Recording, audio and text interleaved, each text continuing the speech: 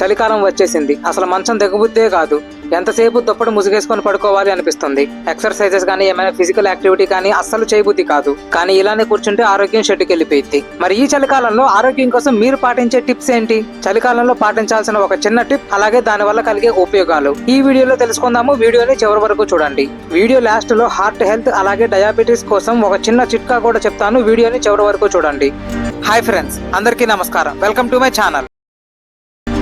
ఆరోగ్యం కోసం ఈ చలికాలంలో అందరూ తినాల్సిన ఒక ఫుడ్ ఐటమ్ ఉసిరికాయ పచ్చడి. ఉసిరికాయ అయినా పర్లేదు. డైలీ ఉసిరికాయ లేదా ఉసిరికాయ పచ్చడి తినడం వల్ల మనకి ఎన్నో లాభాలు ఉంటాయి.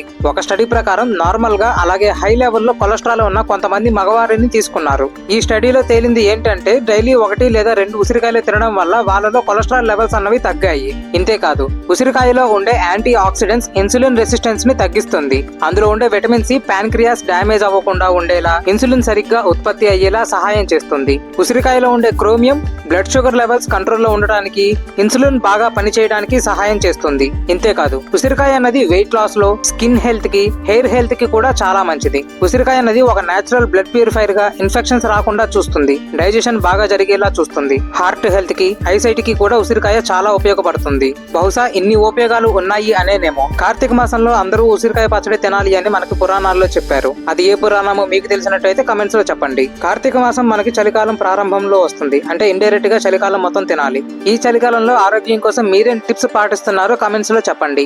ఇక చిట్కా సంగతికి వచ్చినట్టు అయితే కొద్దిగా అల్లం, చెన్నులపాయ, ఉసిరికాయ, తేనెని తమలపాకుతో కలిపి ఉదయం పూట పరకడుపున తిన్నట్టు అయితే హార్ట్ హెల్త్ కి, డయాబెటీస్ కి ఇలా ఎన్నో విషయాలకు ఉపయోగపడుతుంది.